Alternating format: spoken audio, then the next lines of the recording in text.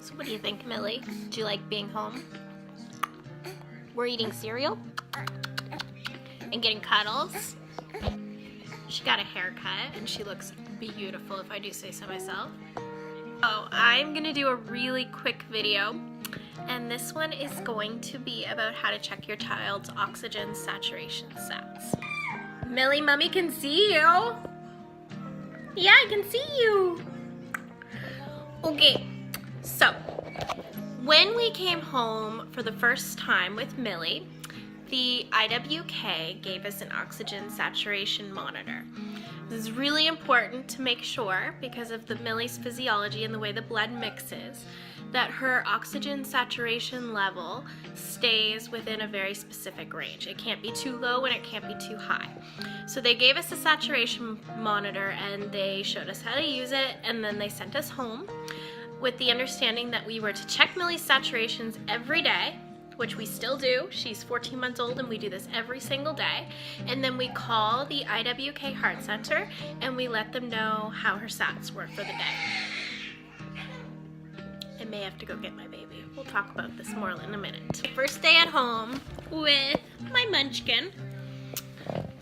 I went to check her oxygen saturation and I had no freaking clue. Like, it occurred to me that you put it on their foot, I did that, you turn it on, but for some reason it wouldn't pick up. I didn't know how to read it properly, and I was in like full-blown heart mom panic mode because I didn't know if her saturation levels were good, if I should be going to the hospital, what I should do, and I felt like I should know how to do it because they showed me a million times in the hospital. I just never had to do it myself. So what did I do? I went to YouTube, watched it, and that is how I figured out how to do it the first time. So hopefully this video will help someone else who is freaking out like I was, and I just want to let you know that you are not alone, because it is very stressful to have a heart child, and this is not an easy task. It seems like it's easy. You watch the nurses do it 100 times in one day, but you've never done it before, and there's a learning curve with everything. So don't beat yourself up, and I'm going to show you how to do it. It's been a few days since I started this video because life is busy, so even a quick video, I guess, takes a while to do. But I just saw a question from a heart mom on one of the discussion groups this morning asking how to use the oxygen saturation probe. So, hi yellow baby. I figured I should finish the video. This is where we keep our oxygen saturation stuff. We keep it underneath the buffet in our dining room. So this is our Massimo.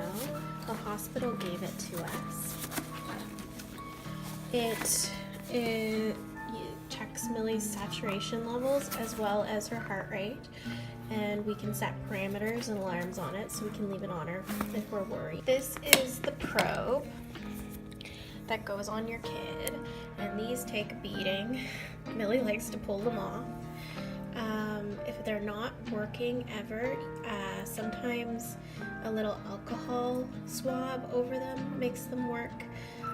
Usually put a little extra tape on it and a sock so Millie doesn't pull it off, and that seems to help pick up the saturation levels. They actually sell, this is a disposable one like they use at the hospital. I think on Amazon they sell not disposable ones. They're little plastic versions that you can just wipe off and reuse over and over again. We were hoping we wouldn't have to check Millie's oxygen saturations forever, so we never actually bought one. And the hospital just fills our pockets with these disposable ones whenever we go in for appointments. So they're kind of a hot commodity. I think these the disposable ones are like $20 a piece. So we try to use them as long as we can and as long as they'll work. Take the saturation probe. You want this part here, and when you turn it on, it lights up. So you want these two parts to be going, basically facing each other through the skin. So when they're really little, you can do it on their toe, their hand, on their thumbs. Millie's starting to get big. We use the small side of her foot, and that seems to work good. Good job, Mill. Keep your foot up for Mom. So we take it, either side of the small of her foot. My sticky's lost, so I gotta be quick. You wrap it around, and then we always do just a little bit of tape that you can buy at like the pharmacy, medical tape around it, like that. And then like I said, I find putting it in a sock or something seems to help. So I'm just gonna put Millie's foot back in her sleeper here. Sometimes it takes a little bit to find it, so you've got to wait, and it does like this searching signal, and I thought that meant it wasn't working. This is the searching signal. I thought that meant it wasn't working, so I would take it off quickly and keep trying, but it's actually working right now. So what you want is this bar to be as high as green as it can go, and then this is supposed to pulse with Millie's heart. So a high green that keeps pulsing means we've got a good signal. The top one is Millie's oxygen saturation level, and the bottom one is Millie's heart rate right now. So Millie's heart rate can be anywhere between 90 and 140 beats per minute. She's Norwood Physiology with a BT shunt. So they like her oxygen saturation levels to be between 75 and 90. If it goes over 90, it can mean that she's shunting, or that there is or that the blood is flowing backwards where it shouldn't be. And if she's too low, that can mean that the blood's not flowing good. While she's allowed to be 75 to 90, usually Millie sits right where we're looking at her right now, between like 85 and 90. And if she goes a little bit lower, then that's how we know that there is something wrong with her. She's not feeling good. Last week she was teething and we saw some lower numbers.